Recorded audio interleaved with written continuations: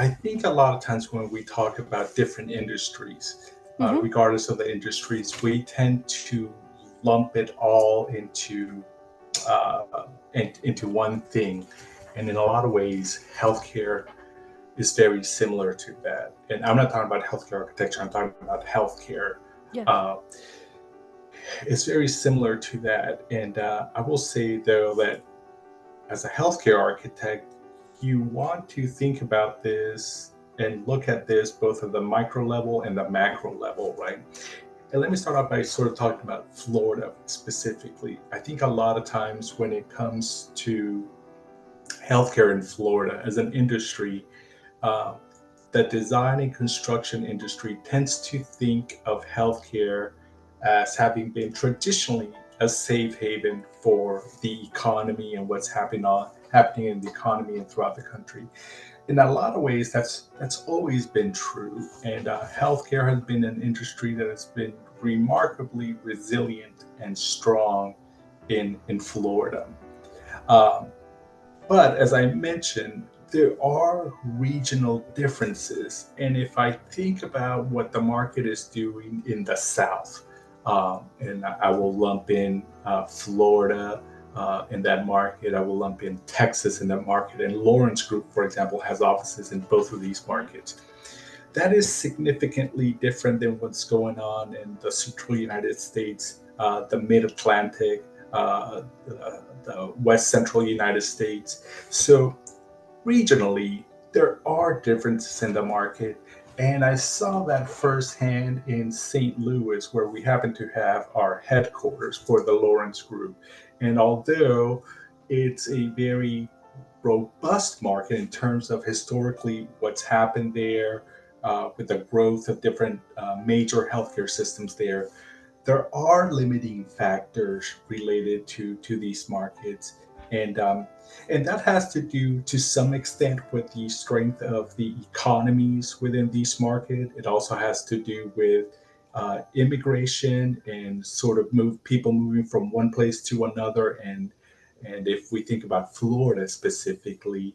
Uh, Florida is an incredibly strong state when it comes to immigration, and we up to just recently we had numbers that showed about 1,000 people a day moving to Florida.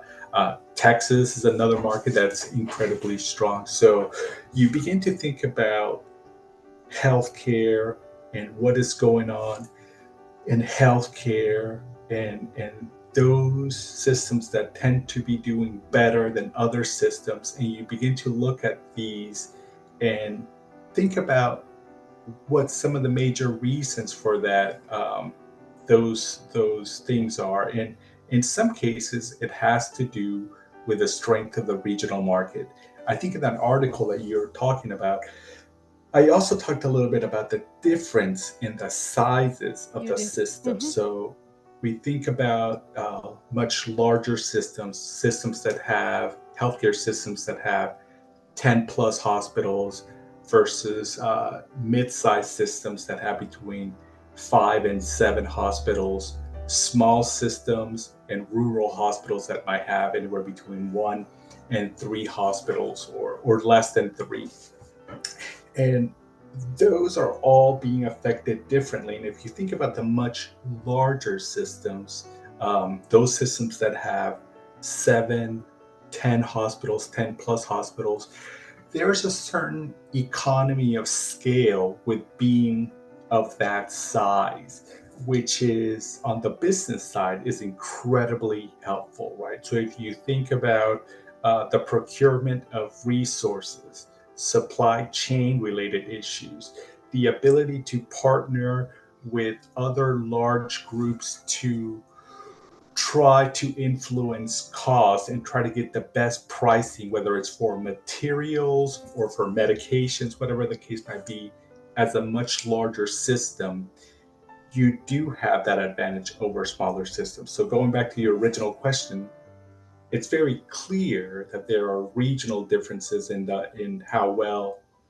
regional differences in market performance based on where exactly these systems are located. Again, with stronger systems tending to be in the South, but that's also a factor of the size. So it's hard to just point at any one individual variable and saying, like, oh, this is responsible for that system being so strong or doing so well. It's really a combination of things. Interesting. That actually kind of leans into my second question, which was, I think, the fact that what were the attributes that sets apart Florida in that aspect, and you kind of brought that out really well with certain Hmm. variables that does that. Yeah, you know, I remember taking a class when I was in undergrad in Florida, and the class was, I think it was called, um, uh, oh, the name just escapes me, but it was a business class focused, business. I think it was called Business Geography, and it Okay. talked about population centers and Hmm. sort of how uh, where these larger population centers tend to develop, right? And I'll give you an example that we could all relate to: a mall, for example, right? We think about anchor stores Hmm. in a large mall, a Sears and a Nordstrom's, for example, and that halfway between those two large anchor tenants, you have another node that helps to ground this larger linear geography, and that larger center could be Macy's, for example. And then between Macy's and one of these end tenants, you have a smaller but significant tenant somewhere in between. And then between those 2 points, you have a smaller tenant sort of like in the middle that's still more significant than the ones adjacent to it.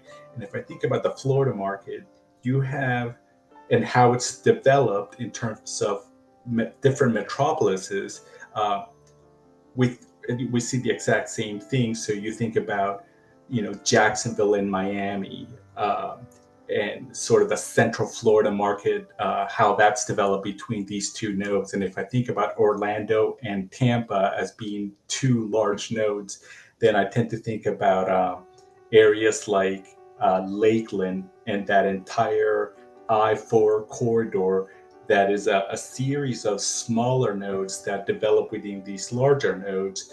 And so that aspect of it's really interesting, that aspect of business, how it really plays into your understanding or our understanding of the healthcare market. And in turn, it really helps us provide some insight and allows us to interpret maybe the direction of the market, or at the very least, just have a broader understanding of some of the factors influencing both healthcare and healthcare design and construction.